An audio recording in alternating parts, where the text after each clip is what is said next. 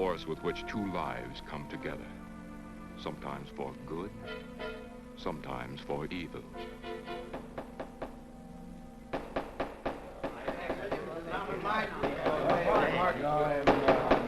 I say Williams is out of line on this. I'm definitely against it. Seems to forget we have our stockholders to answer to. Phone Mrs. Williams, Della. Tell her to be ready in about an hour and I'll pick her up. Yes, Mr. You phone San Rafael and see if those papers are on the way over from the executive. Yes, Wong.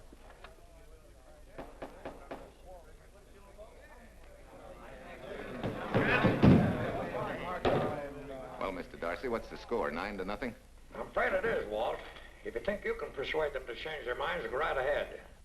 Gentlemen, I never interfere in stock issues, dividends, or anything else in your department. I must run my department with no interference. Either I know why and when I need more factory space, or you need another boy. And that's all right with me, too.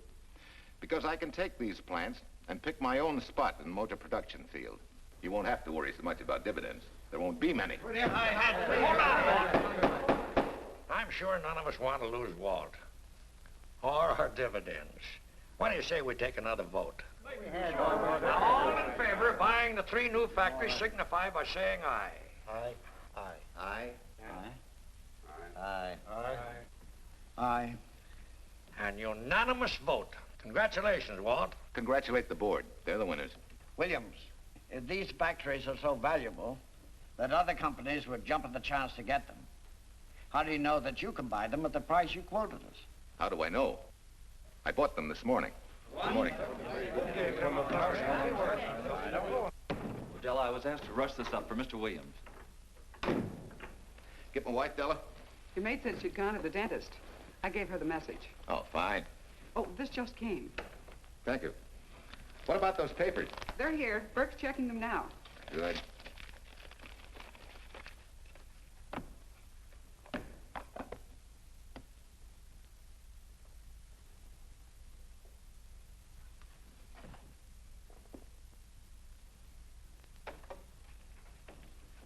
Congratulations, Walt. Take a look at Clause 4. Those provisions haven't been clarified yet. Oh, no? I wanted to leave for Tahoe right away. Get Judge Deering on the phone, will you? Never mind. I can get faster action if I run out to San Rafael myself and stick with him till they're right. Yeah? Mrs. Williams on 3. Oh, put the blueprints of that new diesel in, will you? I want Jackson to see him. Hi, Duchess. I'm afraid now we won't be able to leave till about 5 o'clock. What? You're not going with me, but I counted on it. But I thought as soon as Dr. Harris took care of whatever it was, I'd feel better. I don't.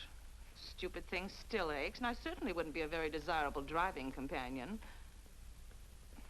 No, seriously, darling, you run along and buy your little factories and hurry home. I'll send you back to the office. And cheat me out of my goodbye kiss? Not a chance. I've got to drive over to San Rafael. I'll stop on the way. Love me? Bye, dear.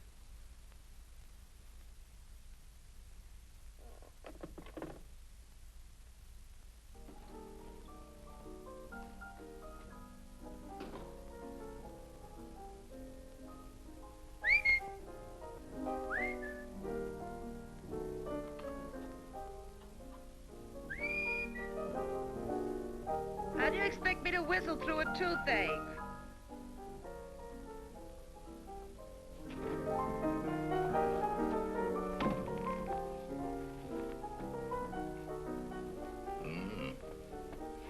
Nothing in the whole world smells as sweet as you do, Duchess. Certainly don't feel sweet. I was grouchy as an old bear. Well, old Doc Williams can give you something to fix that. Close your eyes. Relax a minute. Take a look at that, see if you don't feel better. Oh, Walt. Oh, darling, it's beautiful.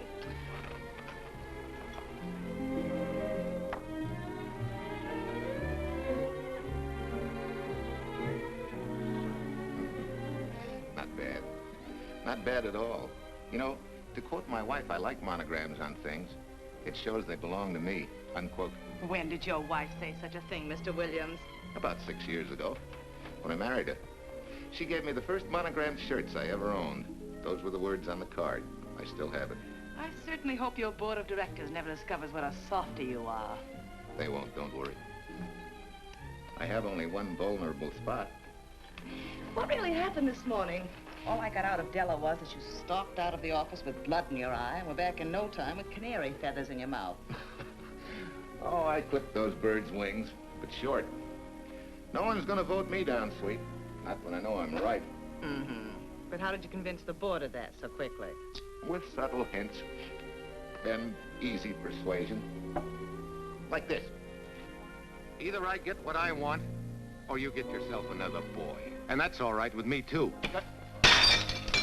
Walter! What a clumsy ox. I'm sorry, Duchess. Oh, please, sweet, don't be so upset. Oh, if you could have seen your face. Oh, don't bother, dear. Sulin will take care of that. Not exactly a good prescription for nerves, huh? You know, you're wrong, Dr. Williams. The way I feel now, a good catnap will probably make a new woman out of me. And if it's not going to make you too late... Yes? Well, I'm sure that by 5 o'clock I'll... Swell. I'll run over to San Rafael, get things ironed out, and be back for you by 5. On the nose. Darling, wait. That's perfectly silly. I'll take a taxi cab and meet you in Sausalito. There's a drugstore on a corner opposite the square. I'll be there at 5 o'clock and we can go straight on up to Tahoe. That'll save you all that late afternoon traffic and all that time it'll take to come and pick me up. Smart woman, my wife. Thinks of everything. Where's your bag, honey? Oh, Sue Lynn still has some things to press for me. You sure you don't mind taking a taxi? Very sure. Sweet dreams, Duchess. See you at 5. I better get going. Bye, honey.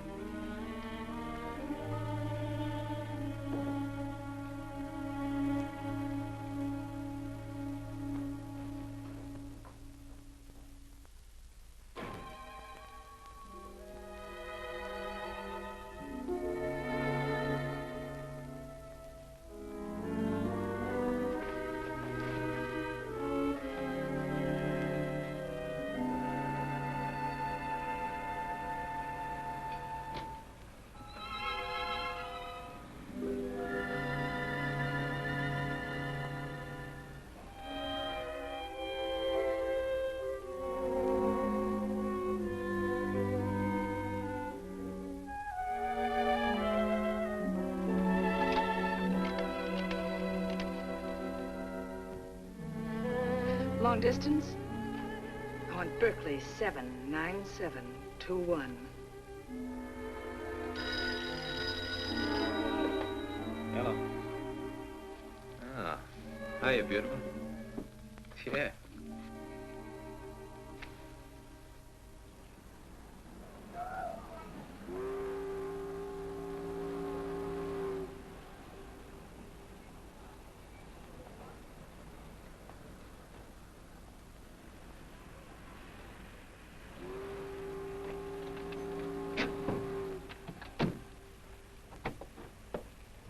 Here. Don't forget, turn this stuff over to a bellboy at the airport hotel in Oakland. Tell him to hold it for Jack Burns. Jack Burns, the airport hotel. That's right, I'll be checking in later. What do I owe you? $1.15 a here. All the stuff back to Oakland. Yeah, here. Buy yourself a new kit. Thanks.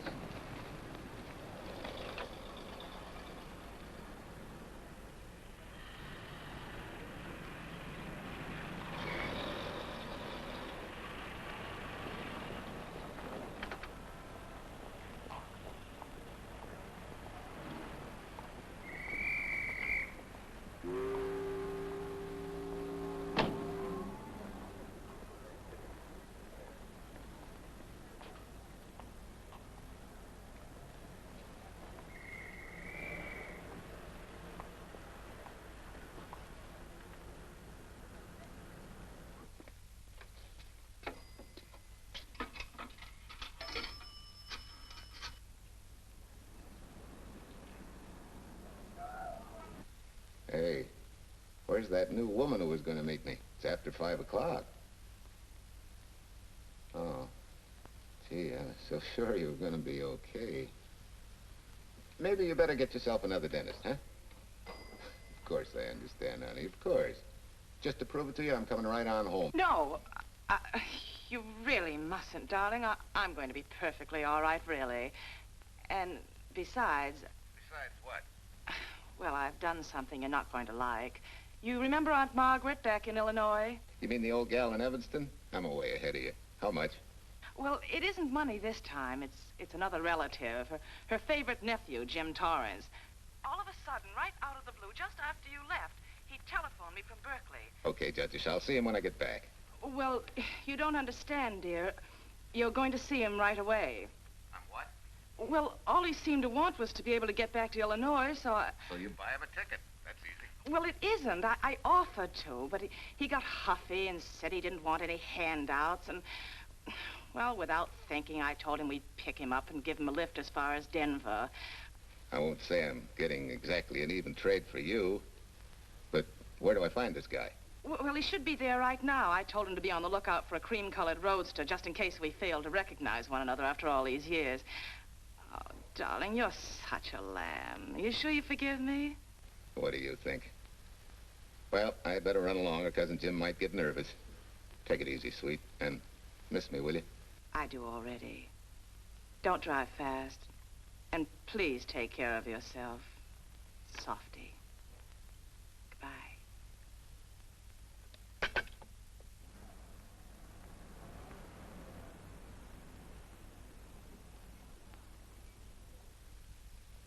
Hello, Della? Yeah, Mrs. Williams wasn't able to go with me. Now, while I'm gone, you see that she gets her roses every morning. That's right. But this time, on all the cards, put love from Softy. Yeah, S-O-F-T-Y.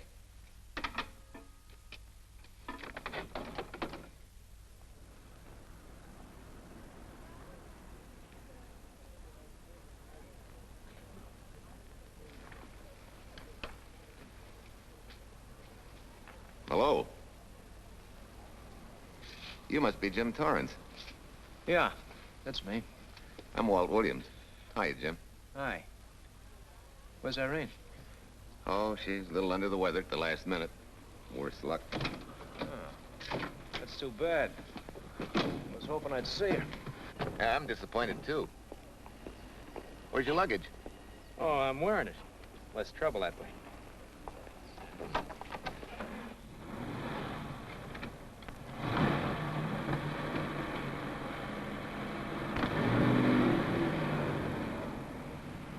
Irene tells me you're heading for Illinois. Yeah. Going been a little rough, huh? Haven't exactly been worried about my income tax. What's your line, Jim? Oh, guess I'm a better salesman than anything else. You know, I can give you a couple of letters when you get back to Chicago. It might help you. It's fine. Little in with a top brass never hurts. What outfit were you with? Patton's Third Army. How was it? Rough. Except for the time in Italy. I kind of liked it there. Patton's outfit never got to Italy. Of course. But most civilians never know or care, and I figured you didn't either. Well, I fooled you that time.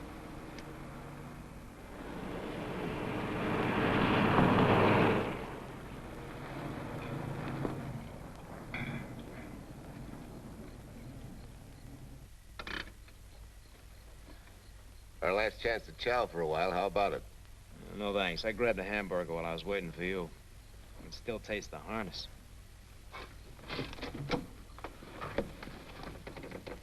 Sure you won't change your mind? No, I'm gonna grab a little shut-eye. Right.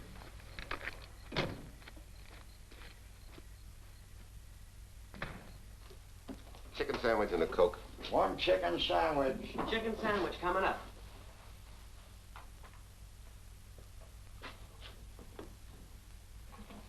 Give me change for $1, will you? Yes, sir.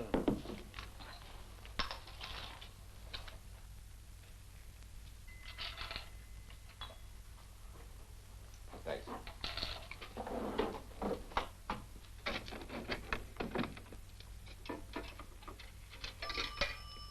San Francisco. Klondike, 2. 6714.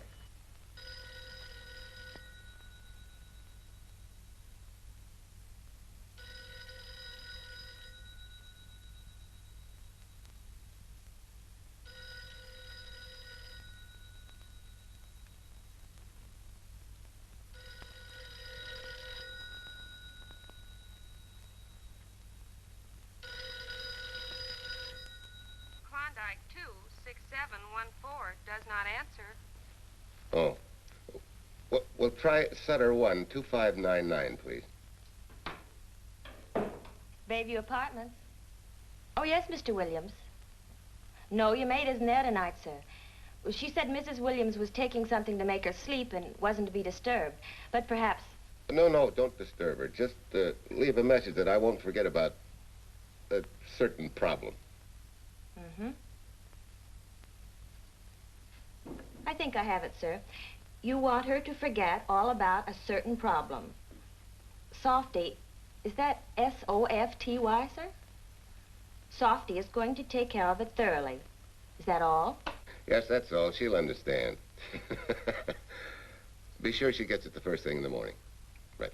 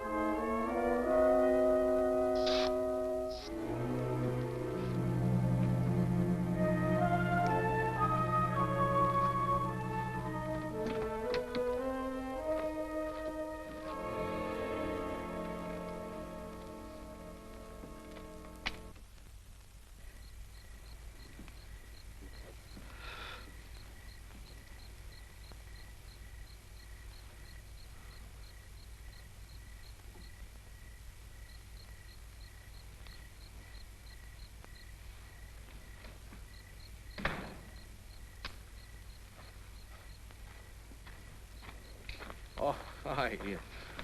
It's been so long since I've been behind the wheel of anything but a Caterpillar or a Jeep. I had to find out what a real buggy feels like. Why don't you drive for a while? Oh, swell. Nothing would suit me better.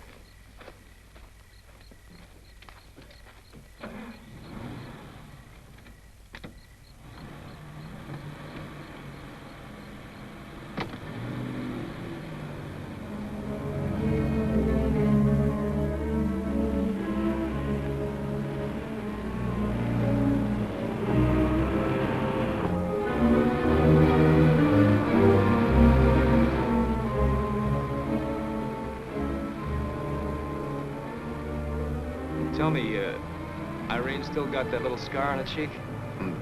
That one she got from the fall? Yeah. You can hardly see it now, though.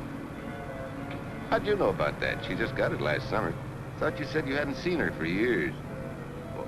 Oh, from Aunt Margaret, of course. How else? She always sends me the news in her letters.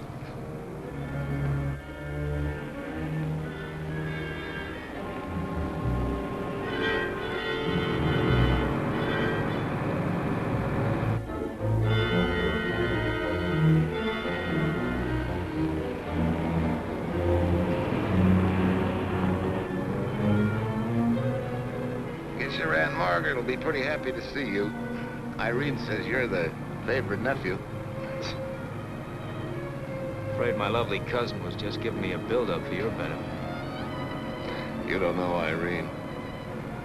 Maybe not.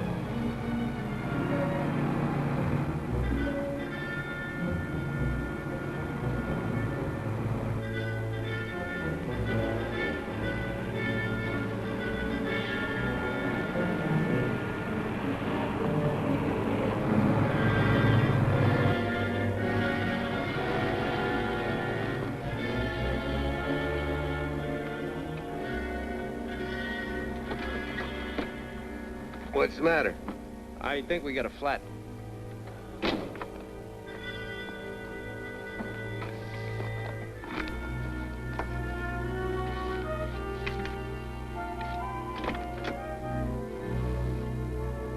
Yeah, flat as a flounder. Well, let's get to work. Hey, look out there, young fella. It's quite a drop.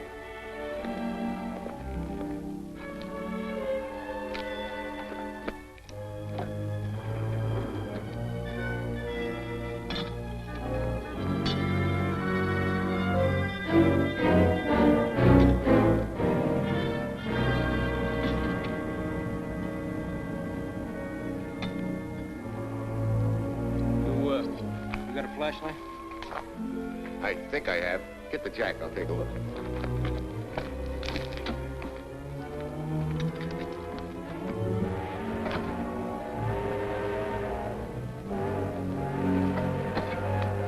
Did you find it? Yeah. Yeah, it won't be long now.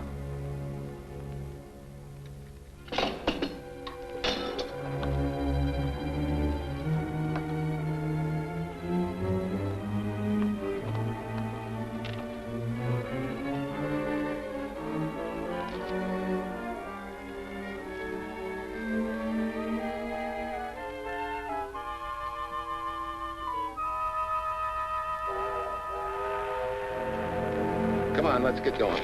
Wait a minute. Did one of your cufflinks fall out? Huh? Well, something dropped. I heard it fall right down there at your feet. Hmm. But he must have rolled under the car.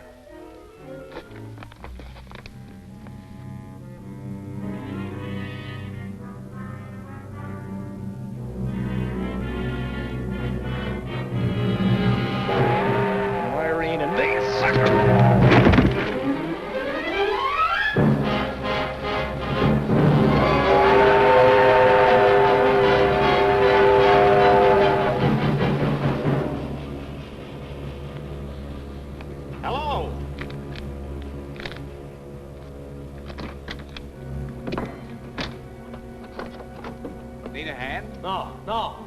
I'm all set now. Okay. Good night.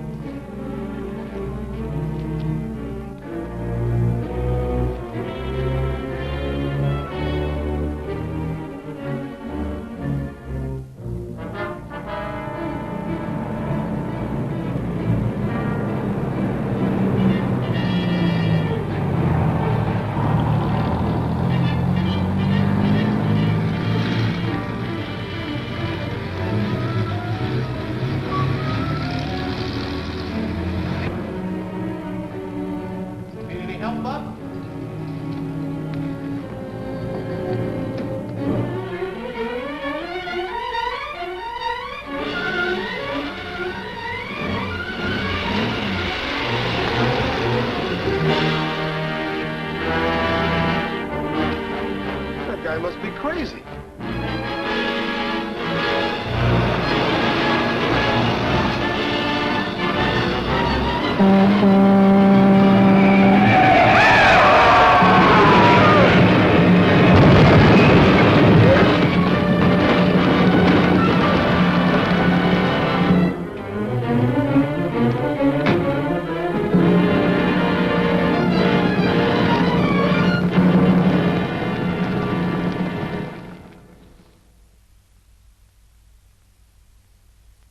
case my husband should be late and have to rush for his plane. This will be taken care of. Thank you.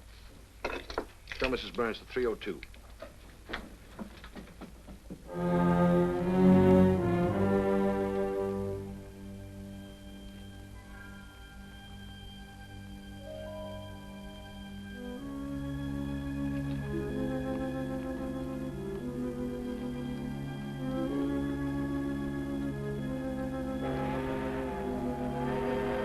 Irene and me, sucker. From Irene and me, sucker.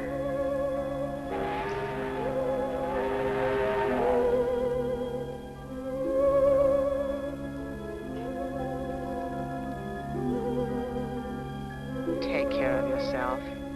Softy. Softy.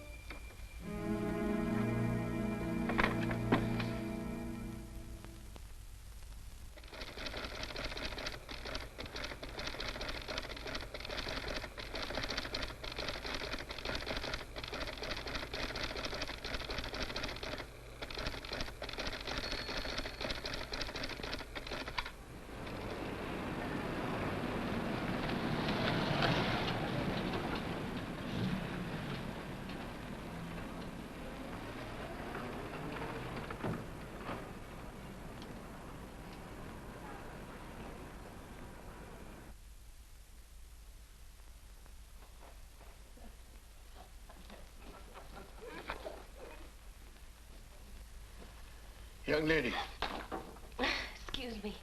I want to see Mrs. Walter Williams. I'm sorry, sir, but she left orders not to be disturbed. I'm sorry, too. Lieutenant Quincy of the police department.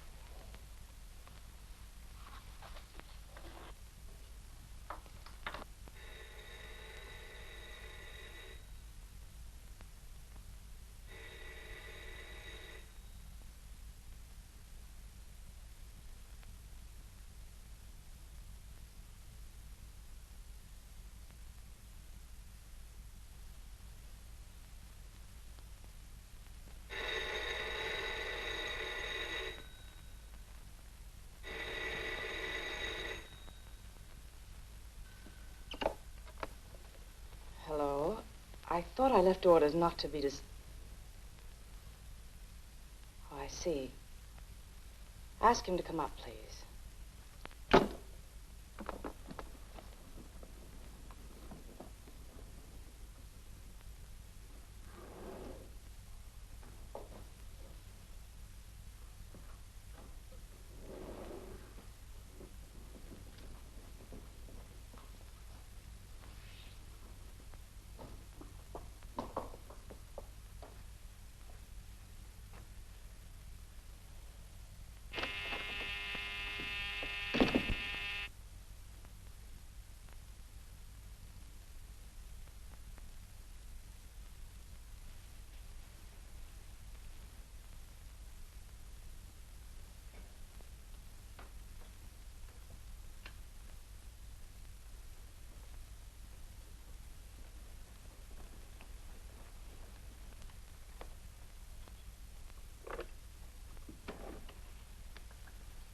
Yes? I'm Lieutenant Quincy with the police department. I'm sorry to disturb you at this hour, but... may I come in? Of course.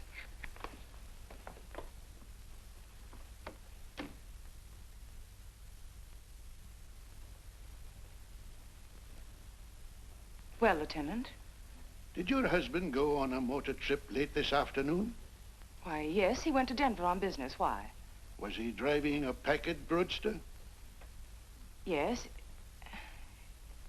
Is anything wrong? I'm afraid there is. Won't you sit down? Has something happened to my husband? Yes, Mrs. Williams. He's dead, isn't he? Yes.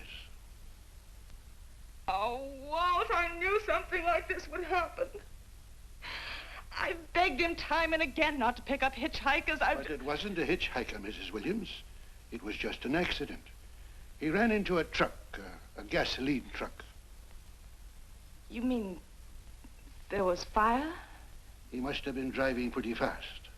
I don't think he felt anything after the crash.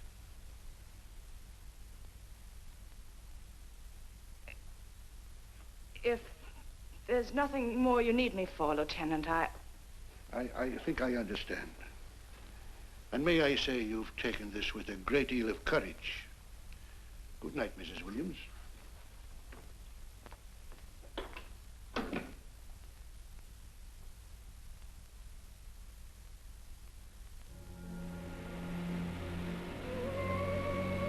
Take care of yourself. Softly. From Irene and me. Softly.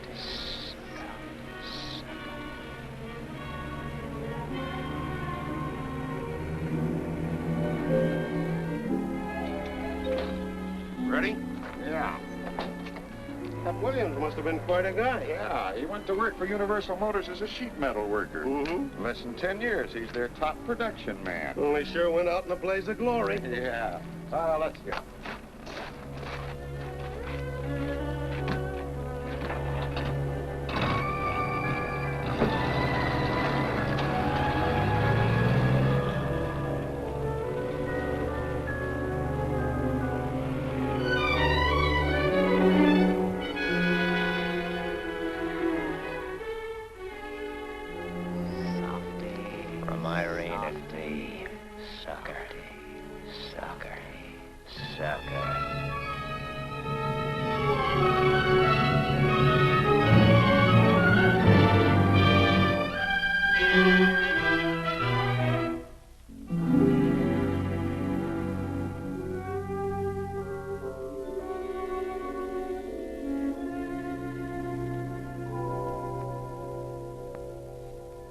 Well, could Mr. Burns have taken a later plane and still made connections for Mexico City?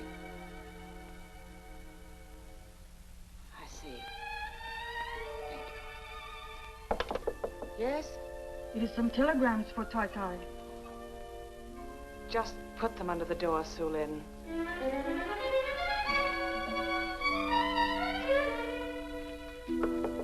Please, Tai, a policeman Quincy most anxious to see you. Ask him to wait, Sulin.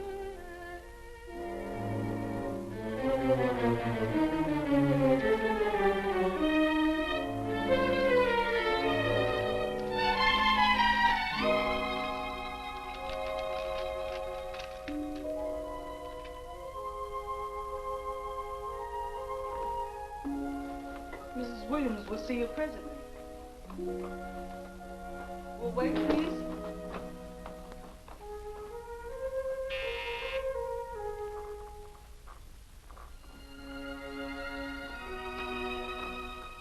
Flowers for Mrs. Walter Williams. Thank you.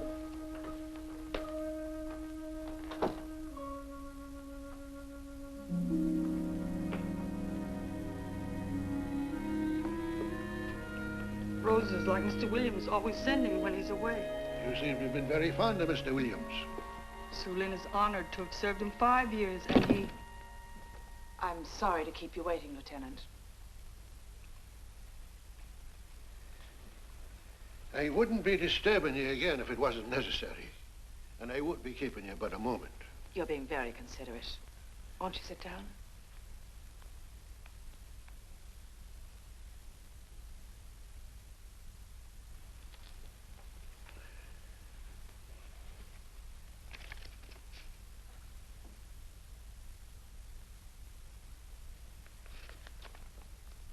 Everyone's been most thoughtful.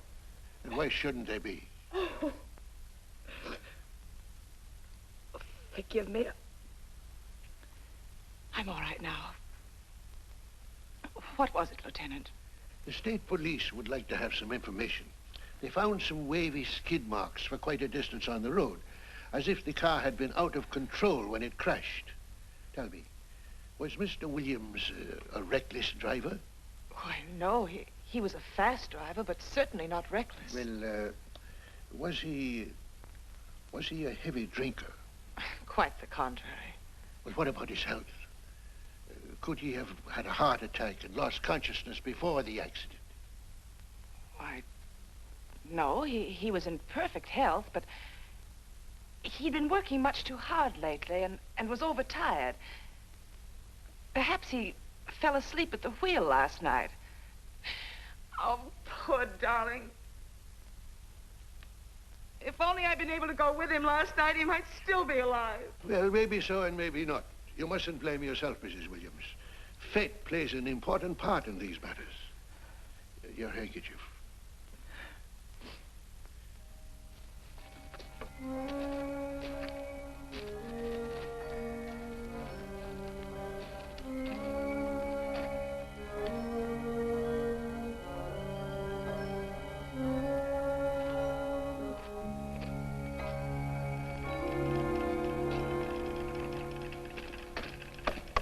When's the next train to San Francisco?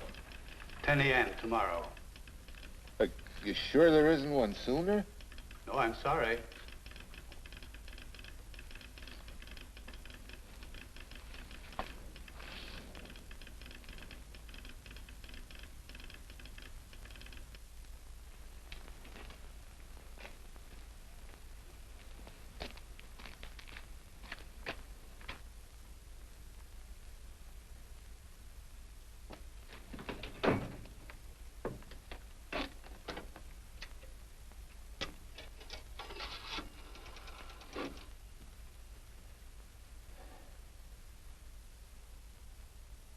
We have a circuit now, sir. Evanston. Calling Mrs. Margaret Hubbard's residence in Evanston. One moment, please.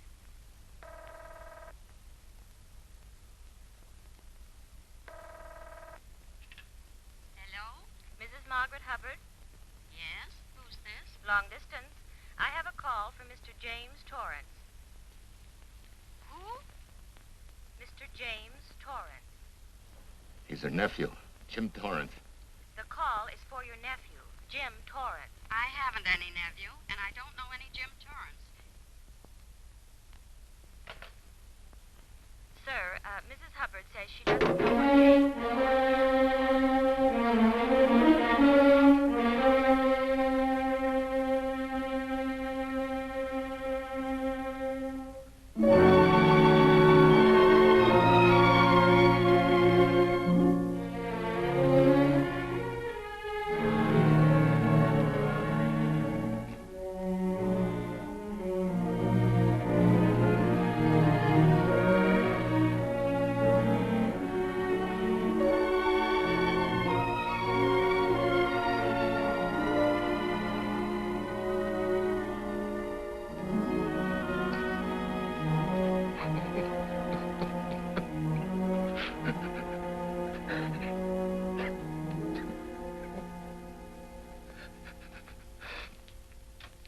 What's the matter, son? Looks like you need a doctor. Doctor? I can't leave the station, but old Doc Bender's just across the road there. Yeah. Doctor? Think you can make it? Yeah. I'll make it.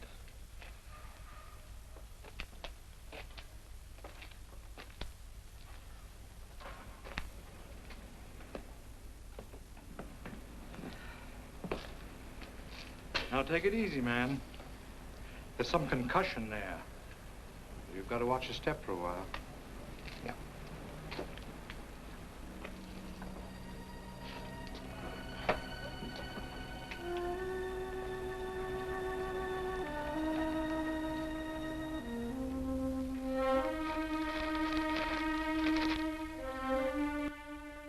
Walter Williams' beautiful widow, who by her own request sat alone in the family alcove during the service.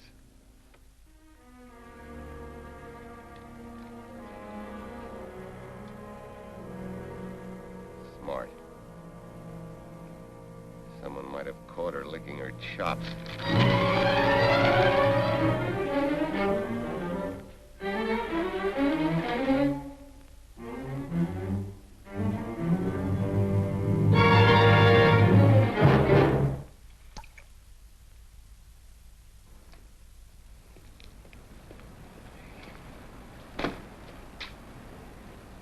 Hey, what's that? Walter Williams. Walter Hey, ain't that the guy that... For the love of Mike, what's that briefcase doing here? He's dead. They did him a dirty trick if he ain't. Hey, now, wait a minute. Don't touch it. We better turn it over to the police.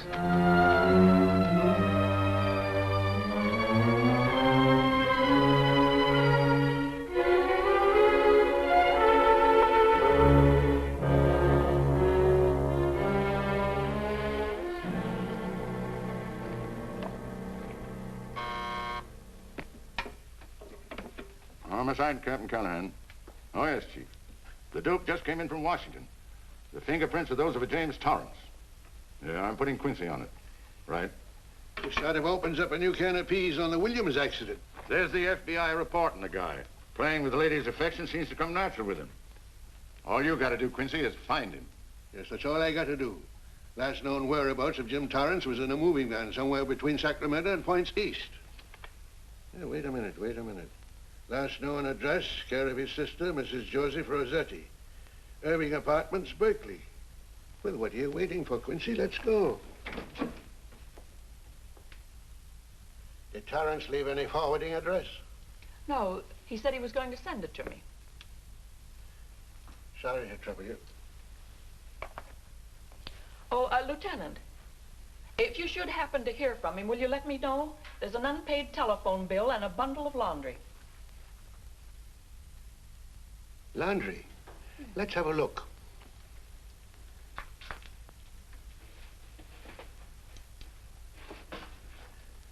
I may have to take this along with me. Not without a receipt, you don't. You mean you don't trust the police? In my business, you don't trust anybody. Mine, too. Holy St. Valentine's Day. Look, he had the same thing on his shirts, too.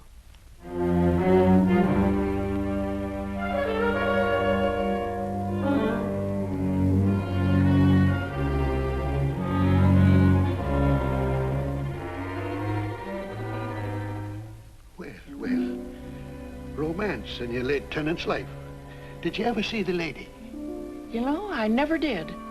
But I always knew when she'd been here, the wonderful perfume. I lay you 10 to 1 she's a rich widow. Could be. Wait, I'll get you his telephone bill. Pretty fancy stuff for a hitchhiker. Yeah, but he's a pretty fancy hitchhiker. According to the shirt maker, a certain lady in the town had these made special. And they're just like her husband's. Only his initials were WW. Sort of smells, don't it, Cal? Now take a look at this little item that was also found in the laundry. I for Irene and W for... Well, it could be for Williams, too, couldn't it? Yeah. Homicide, Callahan speaking. Hello? Oh, hello, Fitz. Hello. What news? Oh? Any luck? Both days, huh? Swell. Have it typed up and sign it. This report of Fritz will be a nice little topper for this pile. His checkup shows calls from Torrance's phone to Williams's private number, and a flock of them going the other way, including one on the 7th and several on the 8th. The 8th, in case you've forgotten, is the date of Walt Williams' accidental death. Well, that ought to be enough to get an indictment out of the grand jury. Go pick her up. I'd like to play a long shot first. It might give us 2 for 1. Well, take 'em one at a time. A bird in the hand is not going to lead us to its mate. I'd like to give the lady a little more rope. Well, Thanks. I thought you'd agree.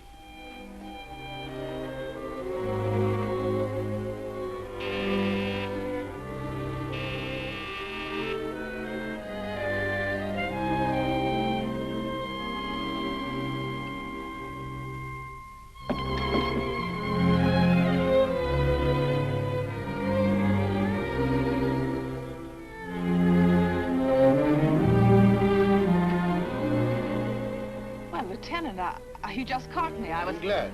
I have some rather startling news I thought you should know before it hits the headlines. Come in. Thank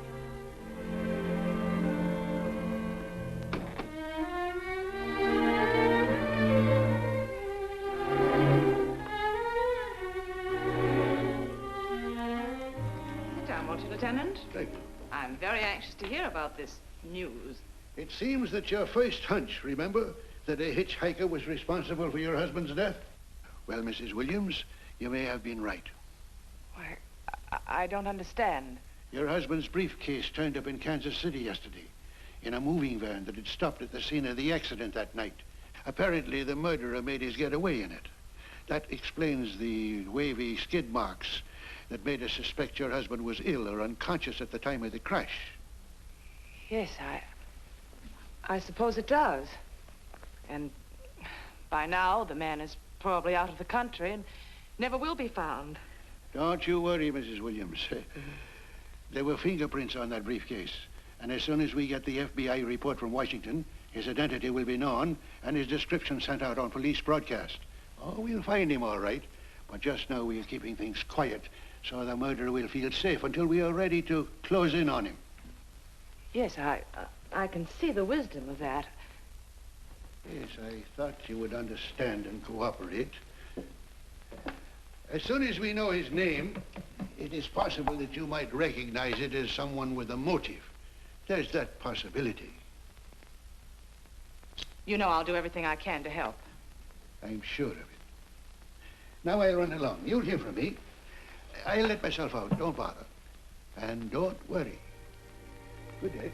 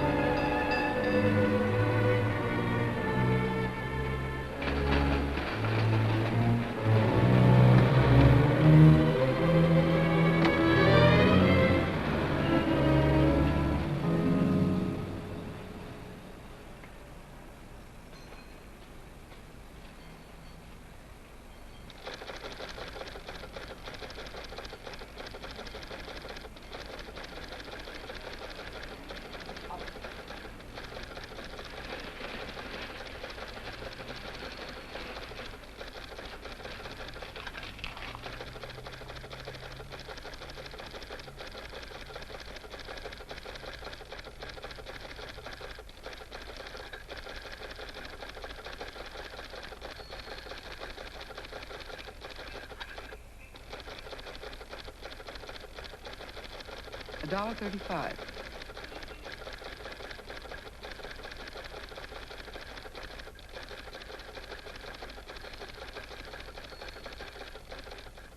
See, everything after the letter J in the first name has been obliterated by heavy writing over it. The only impress letters legible are those between words or before them, like RNS at the end of this name here, and the Hotel Santa here before the word Evanston. Well, Tom, don't you think it's about time you retired? Why, there isn't even evidence there of Mrs. Williams' intent to communicate with Torrance. And who do you think she beat a path to the telegraph office to wire to? The League of Decency? I'll tell you what I think, that you should have brought her in when I first told you to. By the time we get her now, she'll have figured out a way to tip Torrance off. He'd be that much tougher to find. Not unless she's tipped him off from your office. Ernie's got her on ice waiting for you.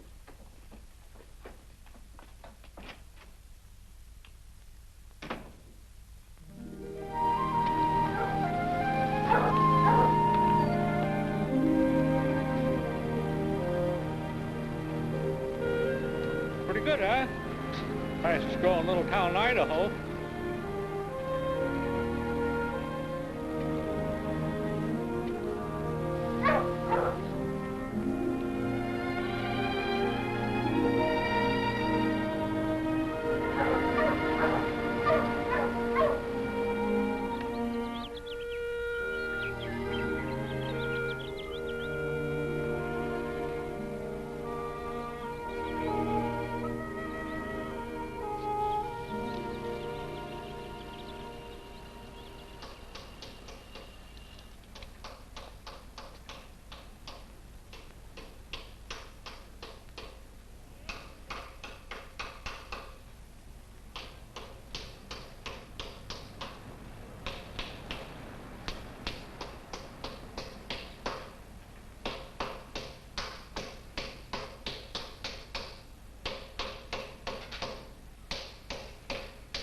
Have a heart, son. You trying to wreck that engine?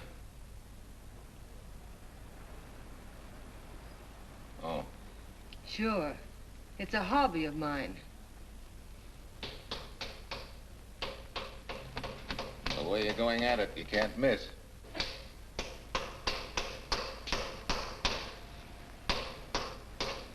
Here. I just can't let you ruin that beautiful motor. Start her up.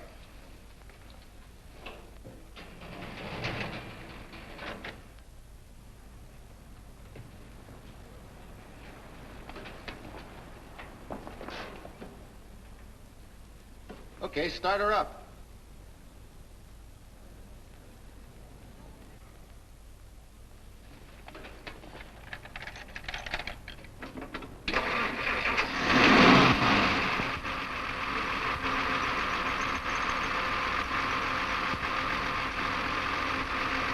Shut her off.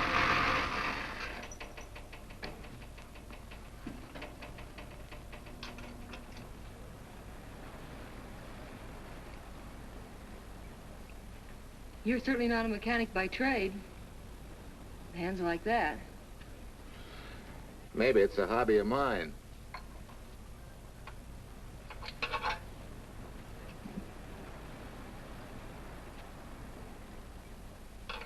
Gee, what happened to your head? Perhaps I was talking when I should have been listening. Okay? Okay by me. Thanks a lot, Hill. So long, Marsha. Bye. He's all right now. You better lay off though till the boss gets back. I'm the boss. I guess the new cars are a little bit over my head.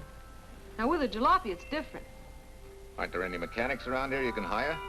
No, they all went over to the new factory in Mansville. I guess they got better wages. Tough break. Yeah. How much do I owe you? Oh, forget it. Well, I'll be shoving along. Well, at least have a cook in the house. You might as well. Marsha, can I use your phone a minute, please? Sure, help yourself, Uncle Ben. Never arranged, but what it pours. 650, please. Flat tire this morning. Now the danged engine stalled on me. Nice and cold. Wilson's garage? No, I did not give you the wrong number. Fine thing using my phone to cheat me out of repair bills. Aren't you ashamed? You gave me the wrong number. 650, please. You're a nice girl, Marsha Peters, and your ma's a fine woman. And I'll always buy my gas and oil here. But you ain't never gonna tinker with my car again. Busy? Busy. Always busy. Wait a minute. We're not so busy. Would you like to do another good deed and give Uncle Ben a hand? Why not? Where is your car, mister? Maybe I can help you. Why, are you a good mechanic? Very good. And very reasonable. Well, just what you need, girl. Better hire him. It's an idea, Uncle Ben. Come on. Thanks for the Coke. Sure.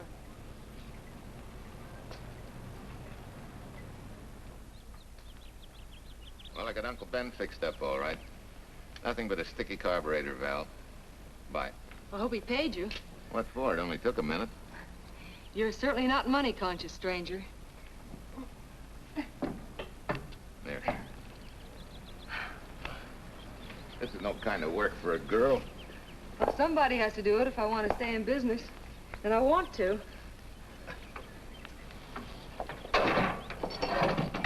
Must be some business that you're better suited for. Couldn't you lease this place to somebody? Sure.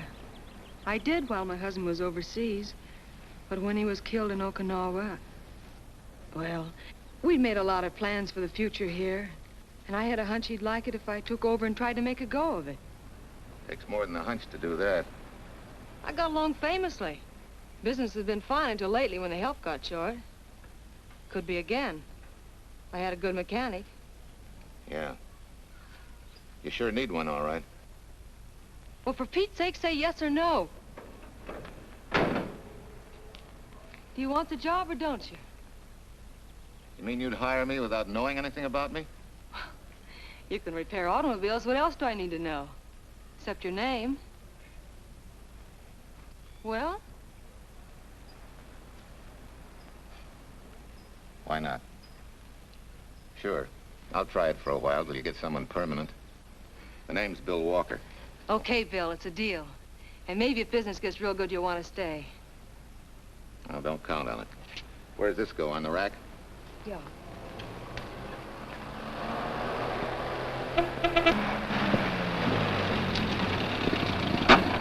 Marsha!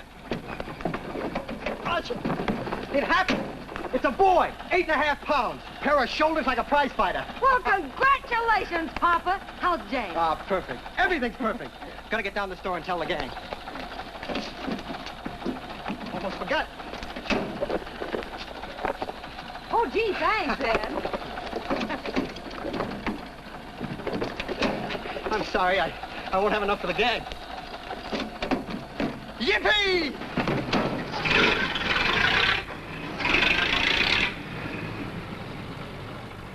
Thanks. Say, we haven't settled the matter of wages yet. Maybe I can't pay your regular salary. Suppose we leave that open till you find out how much I'm worth to the business. Doesn't seem to be any business right now. Might be a good time for me to get rid of this beard and find a place to board. We live right next door. I'll go ask Mom. She'll know of a place. Sort of a peaceful house. I noticed it this morning. Oh, gosh, I forgot. She's down helping Mrs. Wellesley with her canning. Mom finds homes for everything from stray cats To stray mechanics. Well, you're not a stray anymore. I'll go phone. Pearl, 674, please. Hello, Miss Wessler. May I speak to Mother? Hi, Mom. I've got some good news for you. I hired a man for the station. Yeah. No. Nobody we know. He's from out of town. Needs to place a board. You got a good one up your sleeve? Okay. Says she has to meet you first to come home for supper. Huh? And you like apple or cherry pie? Cherry. Cherry it is, Mom. See you later. Oh, now I gotta get rid of this. Hey, where's the nearest barber shop? The one and only, just up 2 blocks. Tell Judd you're working for me. When you get back, we'll close up and go home. Thanks.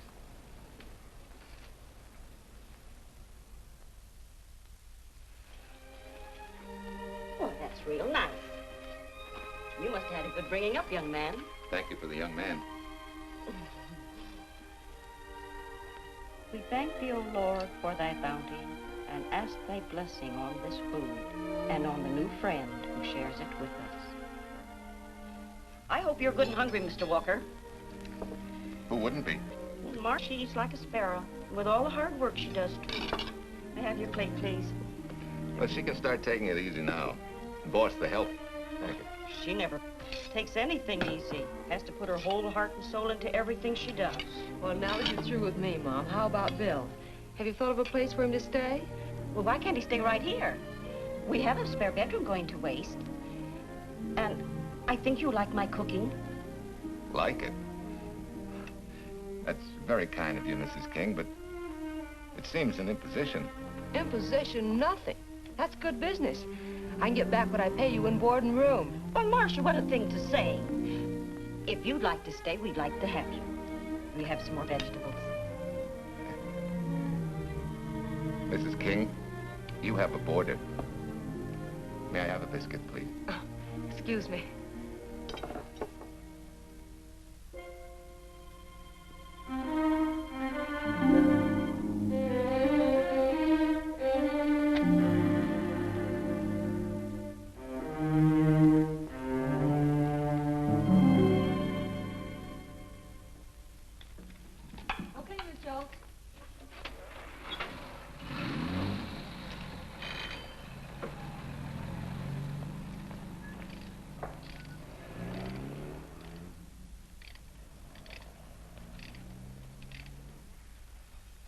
It's wonderful the way tools seem to come alive in your hands. You seem to sort of come alive, too. As though you got real pleasure out of working with them. I do. When you're doing a job with them, you can't think of anything else. Bill, if something's bothering you, why don't you get rid of it? What would you prescribe, doctor? Amputation. For that stupid chip on your shoulder.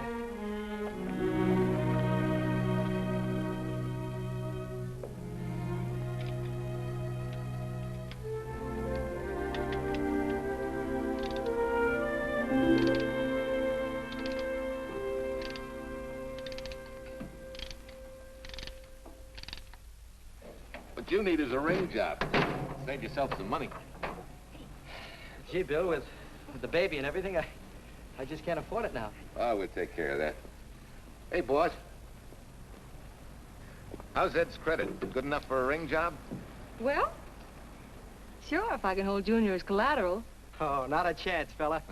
Never mind her. I'll do it on my own time. Oh, thanks, Bill. Maybe we'll see you tonight, huh?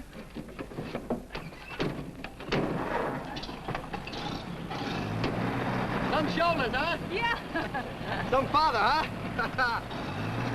Bye, Marsha. Bye, Marsha. Bye. Nice kids. Hey, was Ed clowning about their being hard up? No. Things have been pretty tough for him ever since he got out of the service. Fix a car for him, Bill, and only charge him for the labor, okay? Then he gets it for free. I'd already figured on knocking that off. Say, we could make it an anniversary present. Anniversary of what? Junior's arrival, and mine, 3 months ago today. Time certainly flies. That was a lucky day when you came to MP service. Your work's been bringing in a lot of business. I'm glad of that. Hated to have fallen down on Mom and you.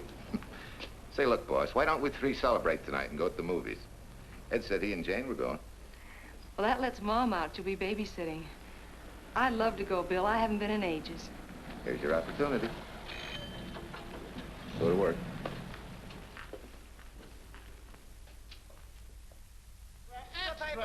Irene Williams, held for murder. Read all Extra. Irene. This is Sheila Graham with the latest news of the shocking Williams murder case. While beautiful Irene Williams is held for trial, charged with conspiring to kill her late husband, the police are searching for James Torrance, believed to be the lover of Mrs. Williams and her partner in the horrible murder of Walter Williams.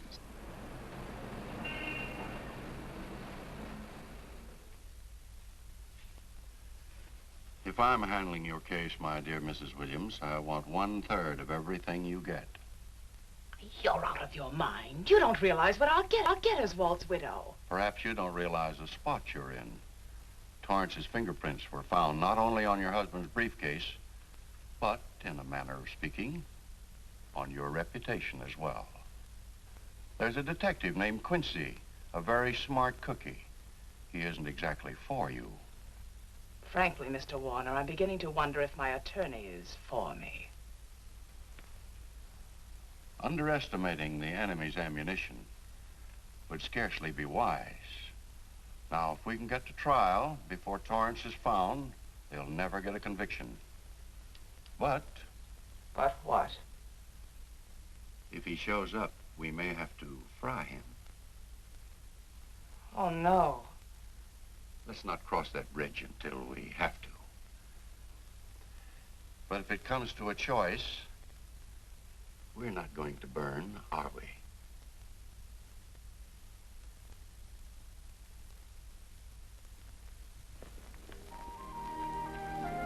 Art, you're the chatterbox this afternoon. What about this afternoon? Oh, I'm sorry, boss. I guess it was wool gathering. You're only supposed to do that in the spring. Is there anything you don't know? Yes. What's San Francisco got that we haven't? Better newspapers, for one thing. Anyway, California's supposed to be the land of opportunity. I thought that by now you liked it here. I do. Very much. It's a good town. Nice people. Swell boss. Thanks. We like you, too. No fooling, Bill. You'd be surprised how many people ask questions about you. What kind of questions? Oh, where you came from, do you have any family, and do you like it here, and are you going to stay? Al Knox asked me at the movie last night if you wanted to join the volunteer fire department. Just interested, friendly things. I suppose it is natural for people to wonder about a stranger who moves into their community, like I did. You know, I've been thinking, maybe it wasn't such a good idea, you and I going to the movies last night. It's all right being seen in the station and here with Mom, but... You get used to that in a town this size. They're always trying to marry people off. You just ignore it, and after a while they forget about it. I'll go get cleaned up for supper.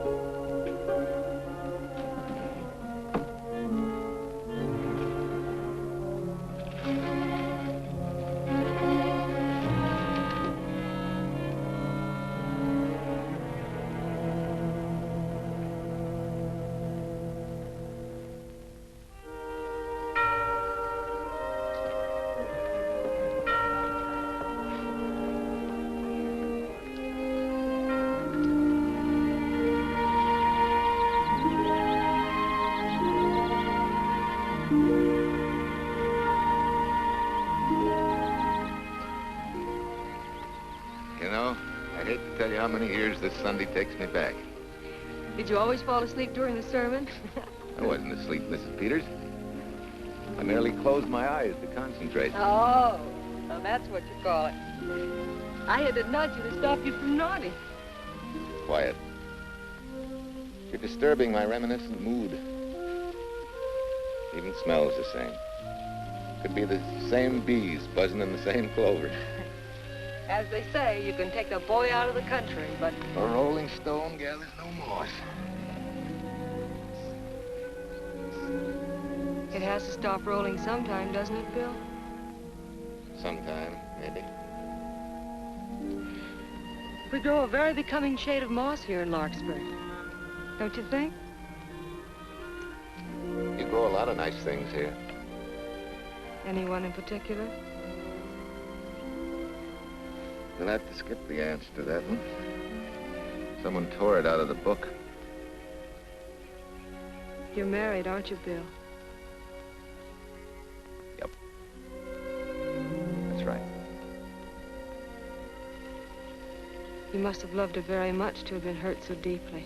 To be so afraid of someone, even yourself. Maybe it's better that way. then no one gets hurt. Bitterness and hatred hurt everyone. Can't you see, Bill? They're like a wall that shuts out all the sunshine from a garden and lets everything wither. Make room in your heart for something else, can't you? I guess this is my day for sermons. Sorry. As Mom would say, you never get rich minding the other fellow's business. Hey, that's a flyer. I'll be seeing you.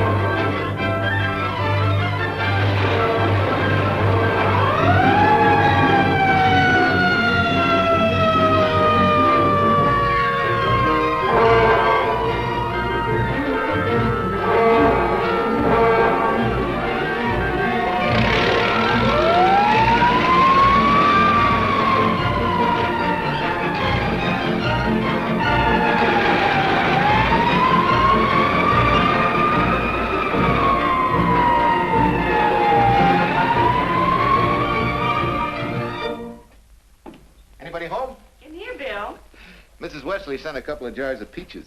Said you helped her can them. Oh, thank you. When I delivered the doc's car, he insisted that I have a bite with him. Where's the boss? Took a book back to the library for me. Huh? What a day. Hey, what's the idea? Are you darning my socks? Well, I thought a drawer full of holy ones isn't doing you much good. I found it when I put fresh papers in your bureau yesterday.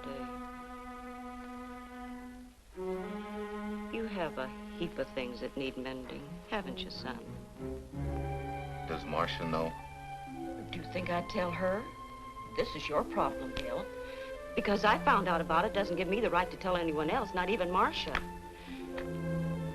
When you trust folks, you trust them, and you give them a chance to work out things the way that seems right to them. How can one little woman be so big? Don't forget, it's a lot easier to be tolerant and understanding at 50 than it is at 25. Yeah, Mom. I'm going next door for a while. Grandma Thompson's ill.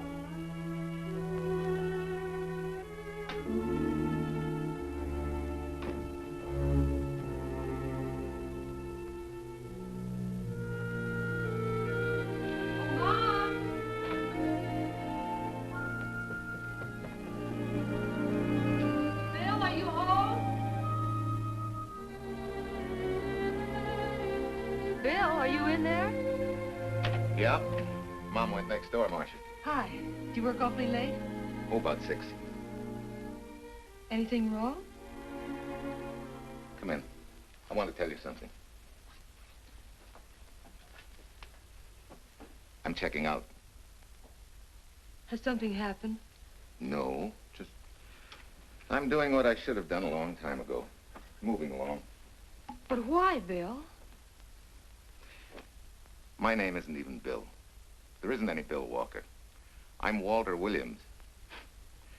The late Walter Williams. Walter Williams? I don't understand. You may not even after I've told you, but at least you'll know the whole story. Sit down, please.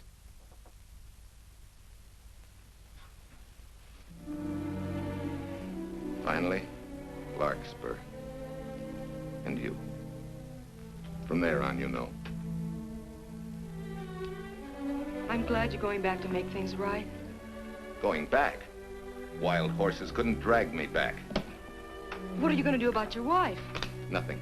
You're going to let her go to trial for murder? Oh, no, Bill. Why not? She tried to kill me, she and her cousin. But they didn't. Who says they didn't? Let them try and prove it. No matter what your wife did, she can't be tried for something that didn't happen. Oh, Bill, can't you see? You bet I can see. She deserves everything she's getting. Sorry part of it is they'll never convict her. No, Bill. The sorry part is you're not big enough to take a hard jolt to your pride and to your ego. Sure. It hurts to be tricked and cheated by someone you loved and believed in.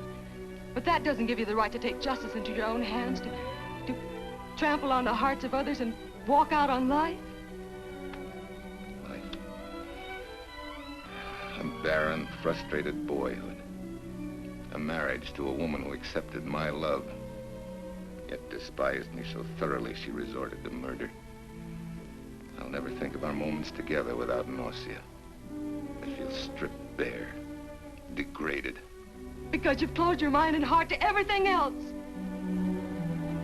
Even me.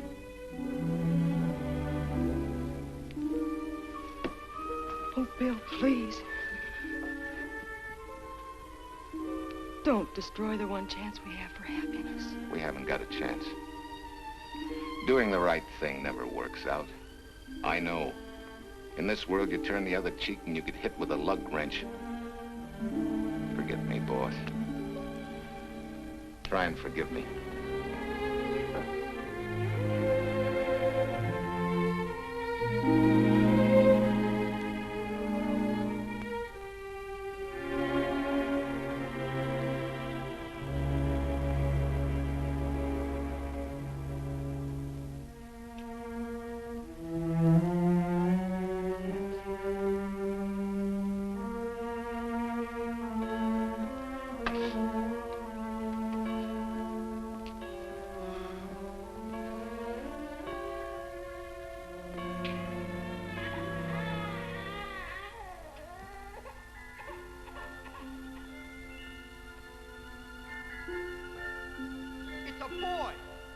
Shoulders like a prize fighter. You know, I hate to tell you how many years this Sunday takes me back. You have a heap of things that need mending, haven't you, son?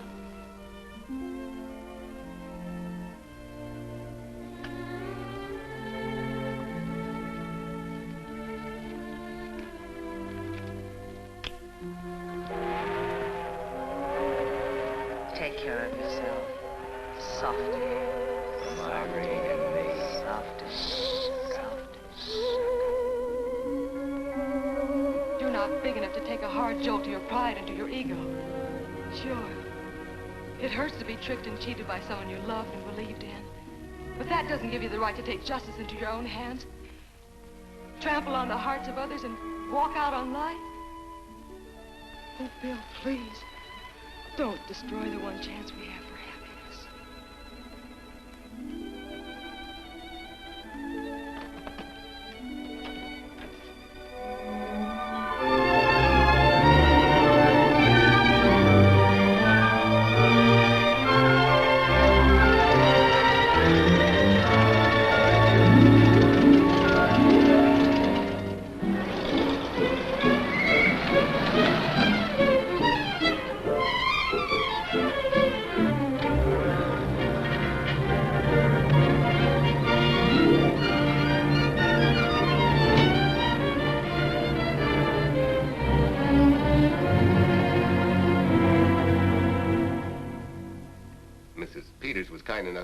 To substantiate at least the Larkspur portion of what I've told you. Very thoughtful of you, Mrs. Peters. Mr. Williams, when you read in the newspaper that the hitchhiker who attacked you had been, well, a close friend of your wife's for some time, it must have been a great shock to you. I didn't come here to discuss my emotional reactions, Lieutenant. If you need me for anything further, Captain, my office will know where to reach me. Let's go, Marsha. Just a minute, Mr. Williams. We'll need your signed statement for the grand jury when we ask for your wife's release. It won't take long to be typed. Yeah? All right.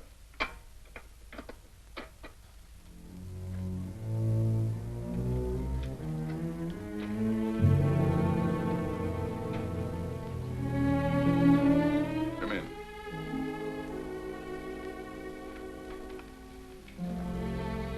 Sit down. Mrs. Williams, We have news for you. Really? I can scarcely wait.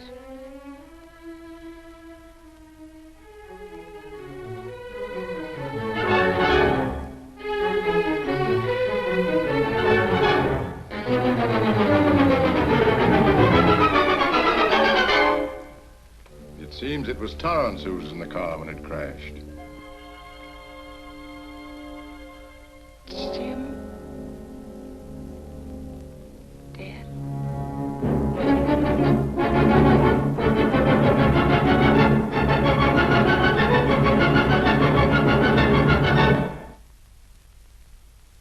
You did it. You killed him. No. He tried to kill me. Thought he had. And he ran into the truck. It was an accident. An accident? You wait all these months to tell this story. You let me rot in this filthy jail. Wait a minute. You let everybody believe you're dead. Pretty convenient, wasn't it? A dead man can't be tried for murder. Mr. Williams, perhaps your wife would understand better if you would explain to her about the amnesia. Amnesia? Oh, don't tell me you believe he had amnesia. Where's he been all this time, just wandering around in a daze? Tells us he's been in Larkspur, a little town in Idaho, working as a mechanic in a service station, run by Mrs. Peters here.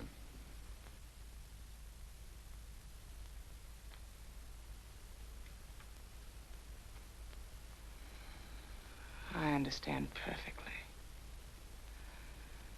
Now that my chance for happiness is dead, I suppose you'll demand the divorce I begged you to give me so that I could marry Jim. That's fantastic.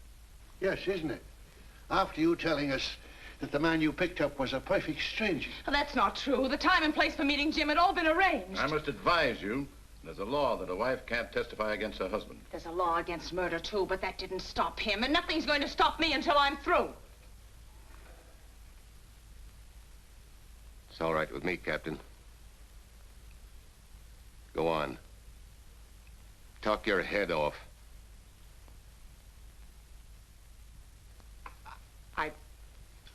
I was to have gone with him to Denver. He insisted on it, although I was quite ill. Several hours before we were to leave, he came home. There was a violent scene. He threatened to kill me unless I agreed to give up Jim. And I wish he had. This is incredible. Not one word that she has said is true. Then you have nothing to worry about. Mrs. Williams, was there a witness to the threats you mentioned? No. Unless the maid overheard. She was in the apartment. In fact, she picked up the pieces of the vase that he threw at me. Where's she now? I don't know. She left me suddenly after all this began. Please, could the questions wait?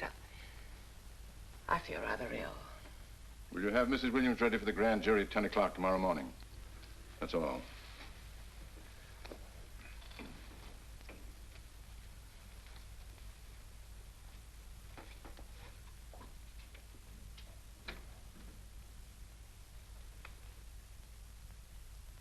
We're going to hold you too, Williams. On what charge? Suspicion of murder. But he's not guilty of any of these things. Then it should be easy for him to prove it. Take it down and book him. That fiction of Mrs. Williams must have been very convincing. No, we just couldn't buy that yarn you tried to sell us. Let's go.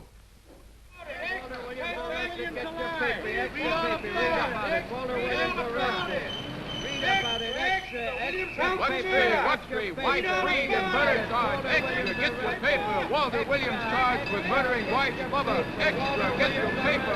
Irene Williams goes free. Husband held. Extra, get your paper. Wife freed and murder charge. Walter Williams charged with murdering wife's lover. And Daly's going to cover Williams' office. Okay, boys, hop to it. I want all I can get by 10 a.m. tomorrow for the grand jury. Okay, Chief. Oh, Tom, don't miss a bit. Dig up everything you can on Williams and the Peters dame. You sort of believed Irene Williams' story, didn't you, Ben? She made better sense than he did. Well, sure, she's a better liar than he is. Don't forget, I went all through her grieving widowhood with her. She's a bad customer.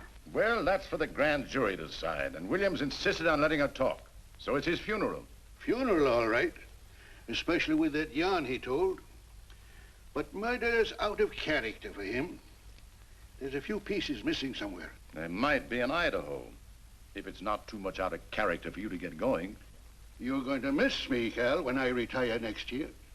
Maybe I'll join Private Eye and solve your cases for you.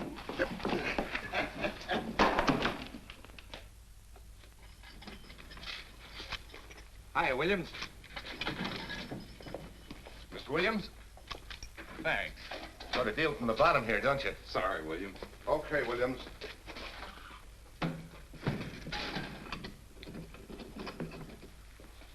Well, not very good news, judging from your faces. Well, Walt, the grand jury returned indictment against you. Mrs. Williams was released. I see. Now, don't you worry, Walt. We'll have you back at work where you're needed, and in short order. Come on, Eldredge. There's a visitor waiting far more attractive than we old fogies. We're just leaving, Mrs. Peters, but remember, don't hesitate to call on me for anything. Thank you so much.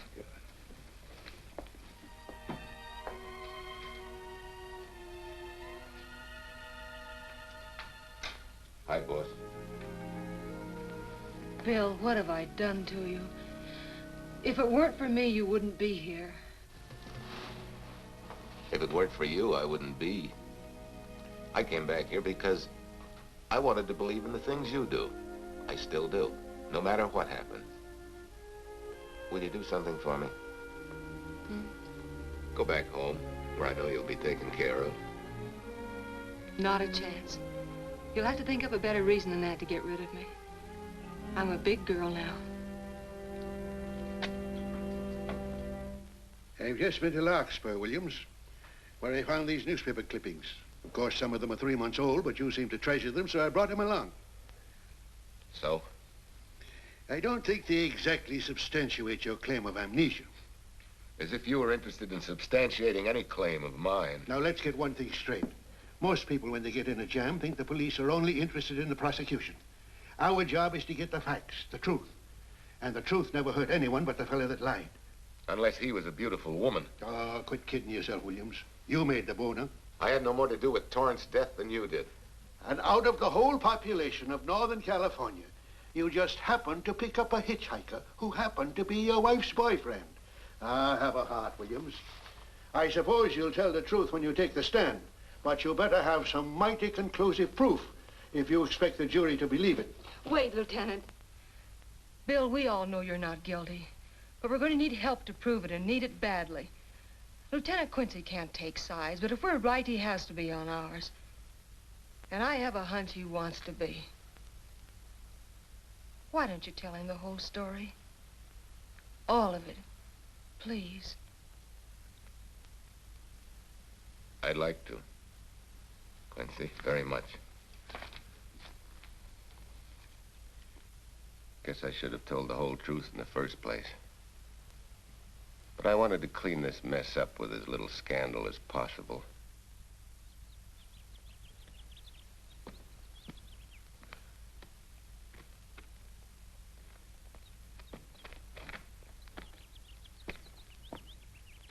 Well? No sign of the lug wrench or anything. My dear Mrs. Peters, will you please stop trying to be a detective? How many times do you think the police have combed this spot for any kind of evidence? Now, be a nice girl. Take Mr. Williams' advice. Go back to Larkspur. What time is it? It's only 4 o'clock. We still have time to go back to town and go on our hunt for Sue Lynn. Now, look here, young woman. You've had me on the run since early morn. But, Lieutenant, the maid seems to be our only hope now. We've got to keep looking till we find her, that's all. That's all? Wait. She was naturalized, wasn't she? Suffering chopsticks. Quincy, you dumb flatfoot. This Sue, what's her name, was Chinese born. If her port of entry was San Francisco, there'd still be a file on her, photo and all. Let's go. Back to town. Immigration.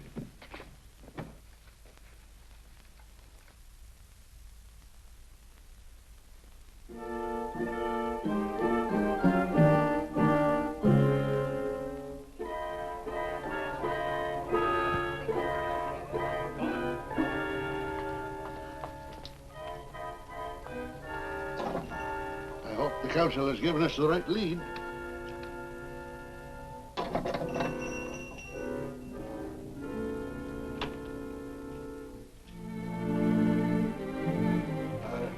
Are you Singh? Understand? You savvy English? Also French, Italian, and Hebrew. May one ask what is desired? We're looking for Su Ling Chung. The Chinese consul said you were her uncle and might tell us what she is. This daughter of my brother, has she offended the honorable police? Oh, no. They just wanted to ask her some questions about Mr. Williams, the man she used to work for. Ah Sing's heart is heavy that he cannot lead you to her. But things that are not known cannot be told. Well, if you hear anything of her, report it to headquarters.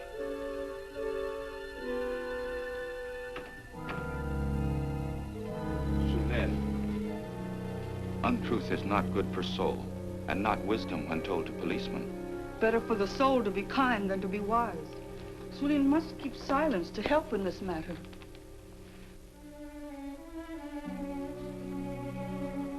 You know, you're quite a gal.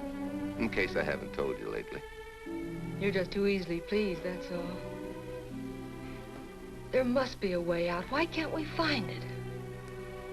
Oh, buck up, boys. Tomorrow's another day. Yesterday you go to trial. Bill, I'm afraid. And the state intends to prove, beyond any reasonable doubt, that the defendant, Walter Williams, did, with malice aforethought, kill the deceased James Torrance, whom he knew to be his wife's lover. And that with his victim dead beside him, he drove his car into the course of an oncoming truck, jumping clear himself some seconds prior to the crash. And subsequently, he made his getaway in the back of a loaded furniture van.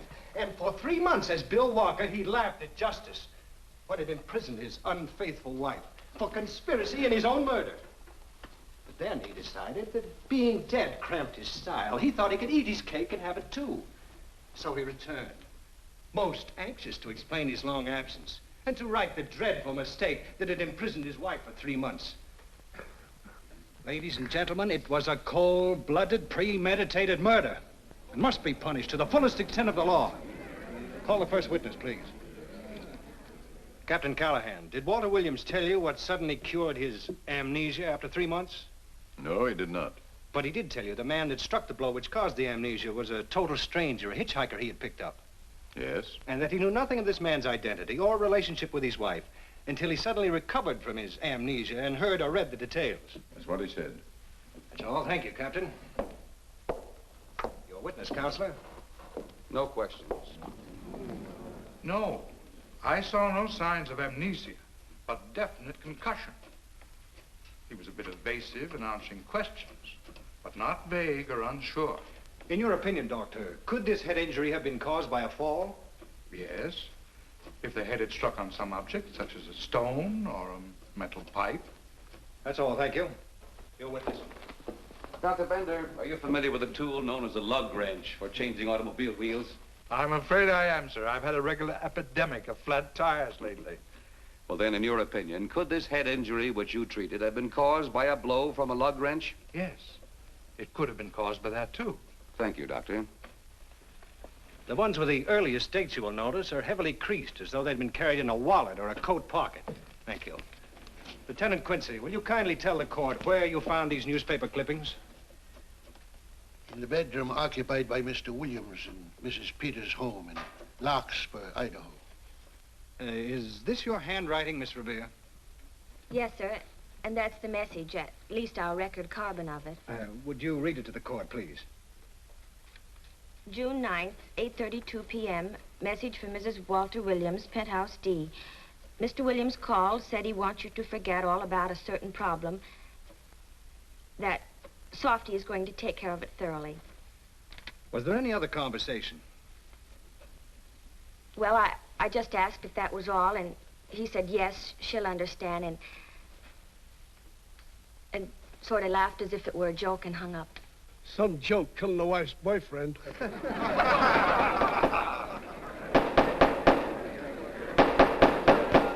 of the state versus Walter Williams.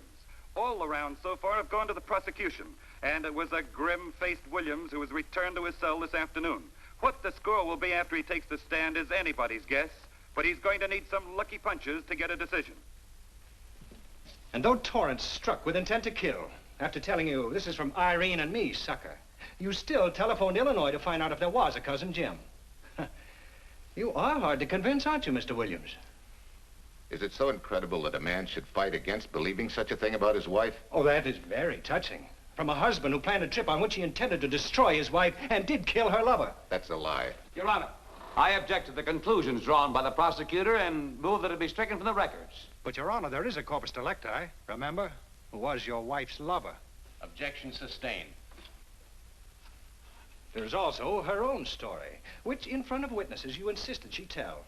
And then we have your own two different stories from your own lips. One featuring a perfectly strange hitchhiker, the second an equally strange cousin Jim, without a questionable substantiation for either bit of fiction.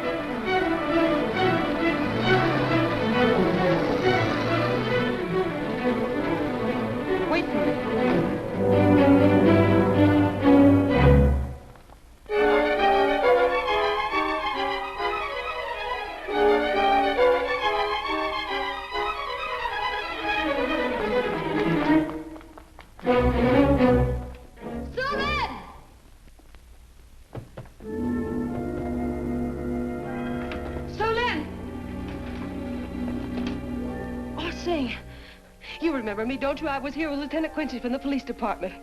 I just followed Sulin up the stairs. I saw her come in here. You must be mistaken. I'm not mistaken. She's here. I must see her. Ah, Sing, don't you understand? It's to save a man from prison, even from death. I will send her to you.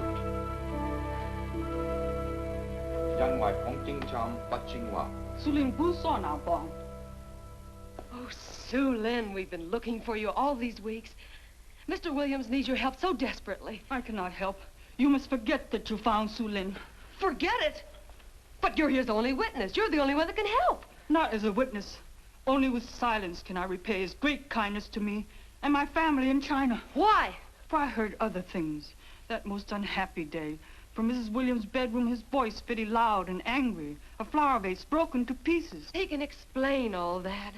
They do not believe what he's already told. That I heard anything would do harm. Don't you see?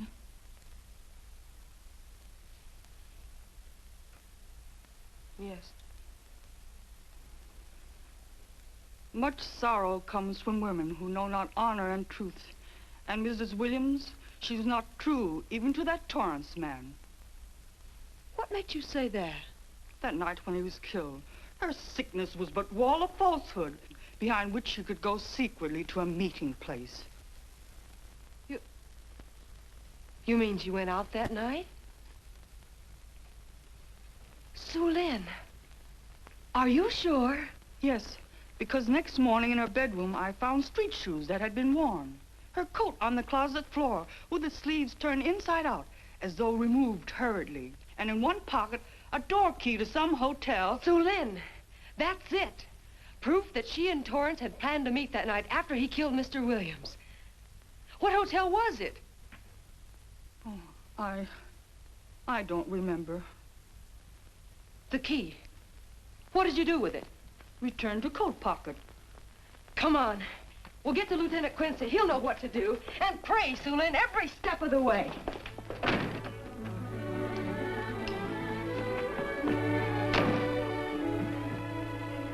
Now hold everything. Even if this long shot don't work out, we'll just keep on pitching.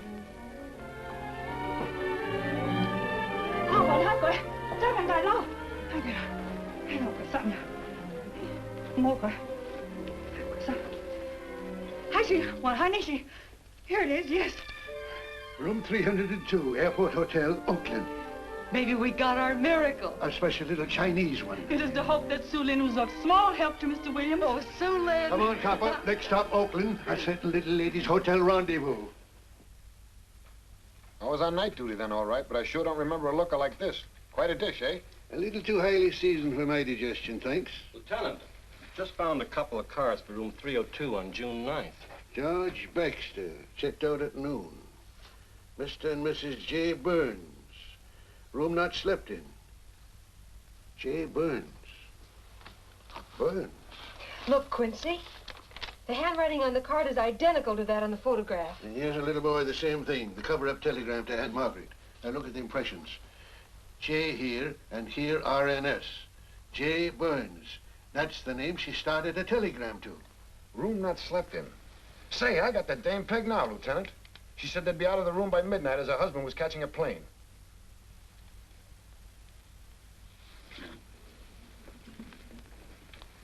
But Quincy... Reservation for Sam Andrews. Yes, sir. This ties it all up, doesn't it? Yeah, like a greased pig. What do you mean? We've got the evidence now, the proof. Of what?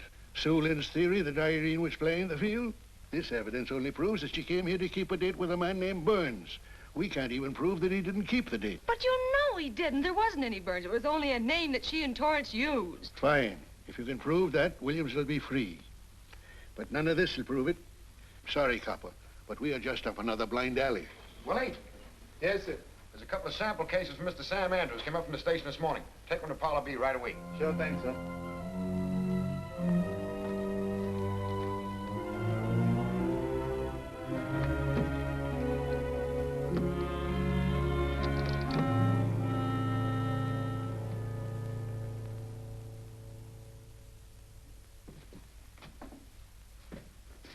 Be seated. Case of the state versus Walter Williams. Proceed, Mr. Eldredge. Your Honor, we will call Mrs. Irene Williams. Take the stand, Mrs. Williams.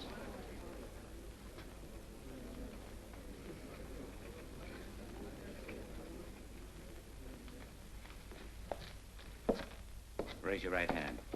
You solemnly swear that the testimony you're about to give in this cause to be the truth, the whole truth, and nothing but the truth, so help you God? I do. Hey, what cooks? The defense calling her? Mr. Eldredge, what's the purpose in calling this witness? Merely for purpose of identifying handwriting. Now, Mrs. Williams, this photograph of you... Was stolen from my apartment. So, according to the inscription, to Walt, my adoring and adored husband, Irene, this belongs to Mr. Williams. This is your handwriting, isn't it? Of course. I'm touched that he should have wanted it so badly. And this telegram, addressed to Mrs. Margaret Hubbard. Is that also your handwriting? It is.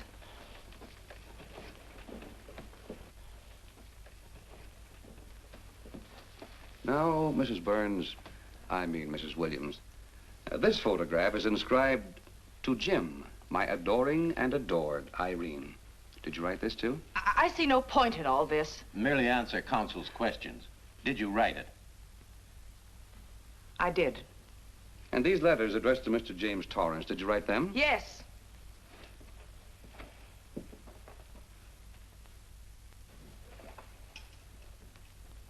And this monogrammed garment, A gift from you to Mr. Torrance? Why must I be tortured again by all this? I never made any secret of my love for Jim Torrance.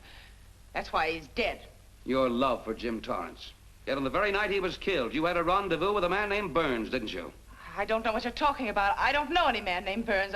I was at home that night, very ill. Oh, yes, the sleeping pills. Well, you must walk in your sleep then, for you spent at least part of that night at the Airport Hotel in Oakland, where you registered for Mr. and Mrs. J. Burns. Don't waste the court's time trying to deny it. This is the registration card that you signed at 9:20 p.m. And there's the room clerk who assigned you to room 302.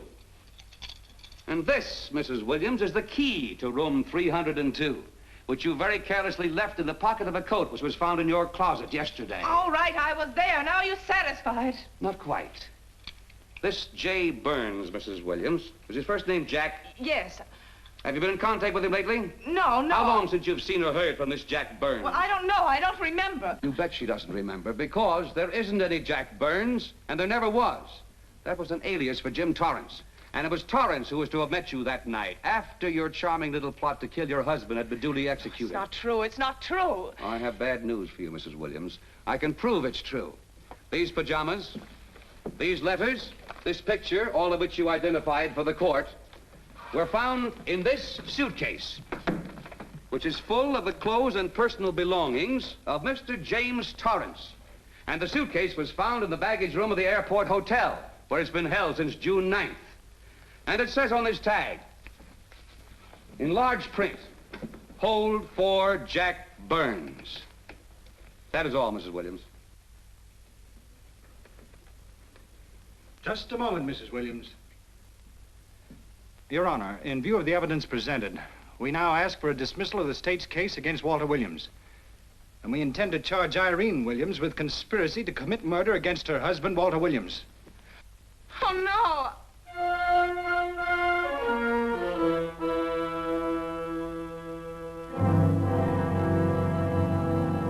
The case against Walter Williams dismissed. Court adjourned until 2 o'clock. Well, that's that, Walt. Congratulations, Mr. Williams. I haven't the words for it, Quincy, but we could never have made it without you. Ah, sure you could.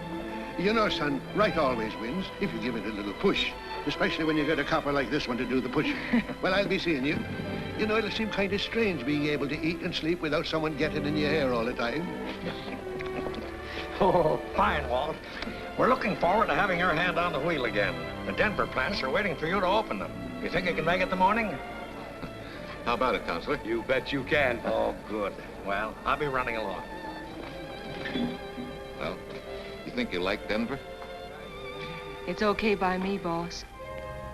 Yes, impact. The force with which two lives can come together. Sometimes for evil, sometimes for good.